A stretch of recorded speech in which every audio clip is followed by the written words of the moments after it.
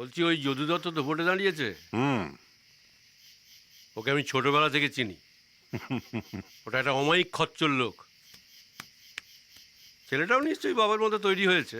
না না, মলয় একদম অন্যরকম। দৈত্যকুলে প্রহ্লাদ জন্মেছে বলতে চাও? বলতে পারো তাই। আর তাছাড়া তোমার মেয়েও তো আমাদের কাজকর্মে খুব সাহায্য করছে। এই মাস্টার, তুমি আমার মেয়েকে ওর মধ্যে ভিড়িয়েছো? কি আশ্চর্য কথা বলছো তুমি!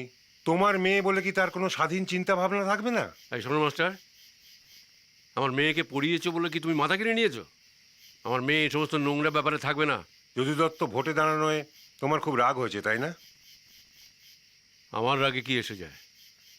মানুষ যদি ওকে চায় তো ভোট দেবে, আমার কি? মানুষ ওকে চায়, কে বললো তোমায়? ও মানুষের দারিদ্র্যের সুযোগ নিয়ে ভাবছে টাকা দিয়ে সব মাত করে দেবে। এসব অন্যায়ের একটা প্রতিবাদ হওয়া দরকার। আমাদের যদি একটু জোর থাকতো আর হাতে কিছু পয়সা থাকতো তাহলেই আমরা... বুঝেছি বুঝেছি। তাই তোমার এত নীতি কথা, তাই তোমার মুখে এত বুলি। এই শোনো মাস্টার, আমার কাছে ওসব হবে না। স্যার এই নিন। ও এ কি, মলয় কোথায় গেল? ও আসেনি? ও একটু অন্য কাজে গেছে। তা আমারটা কি ভাবলে? চা খাচ্ছ? চা খেয়ে খেতে বলো। আমার মাথা এমনি গরম হয়ে আছে, আমাকে আর তাতিও না। আসি রে ময়না, কাল আসিস, কথা আছে। তোমার মতো নির্লজ্জ বেহায়া মানুষ আমি আর দেখিনি। আহ বাবা! তুই থাম। দেখো মাস্টার, তোমাকে বারণ করা সত্ত্বেও তুমি আমার মেয়েকে দলে টানছো।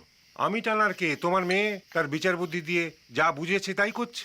আচ্ছা, তুমি কি সত্যি চাও না যে যদু দত্ত ভোটে হেরে যাক? তা কেন? আরে যদু দত্ত জিতলে কি আমি দুহাত তুলে নৃত্য করব?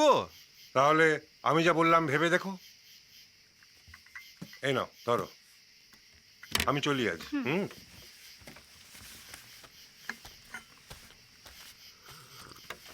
স্যার কি বলে গেল বাবা? ওসব তুমি বুঝবে না। শোনো, তোমাকে একটা কথা পরিষ্কার করে বলে দিচ্ছি, এই ভোট ফোটে তুমি একদম থাকবে না। কেন বাবা? আমার ইচ্ছে তাই। বাবা! ধ্যাৎ! আরে কি হলো? কোথায় গেলে? আসছি। আরে খেতে দেবে না নাকি? এই তো। ময়না কোথায়? ভেতরে। ও খাবে না, খিদে নেই। খাবে না? না। খিদে নেই? হ্যাঁ, তাই তো বললো। ময়না, আয় দিকে আয়, বস বস। কি ব্যাপার, তুই বলছিস খাবি না, খিদে নেই? বললাম তো আমি, আমার খিদে নেই। কেন, রাগ হয়েছে? রাগ হবে না? অত বড় মেয়েকে তুমি দিন রাত বকাঝকা করছো, ওর কলেজের মাইনে দেবে না বলেছো। আরে আমার না হয় কিছু লাগে না, মেয়েটা তো বড় হচ্ছে না কি? আচ্ছা ঠিক আছে ঠিক আছে, তোর কত টাকা লাগবে বল, আমি তোকে দিচ্ছি। তো যা খুশি তুই কিনে নিস, ঠিক আছে? এখন নে, খেয়ে নে।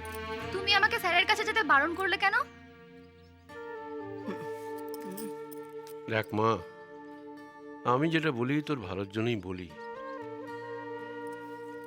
কি দরকার এ সমস্ত ঝামেলার মধ্যে গিয়ে? কিসের ঝামেলা বাবা? স্যার বস্তির বাচ্চাদের জন্য একটা স্কুল করেছে, আমি স্কুলটায় পড়াতে যাই। আমি যদি স্কুলটায় পড়াতে না যাই তাহলে বাচ্চাগুলোর কি হবে? তুই পড়াস?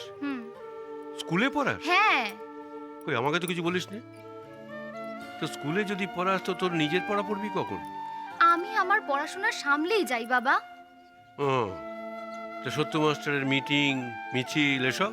আমি কোনো মিটিং মিছিলে যাই না, আমি ওদের কাগজপত্র, চিঠি লেখালেখি এই সমস্ত কাজ করি।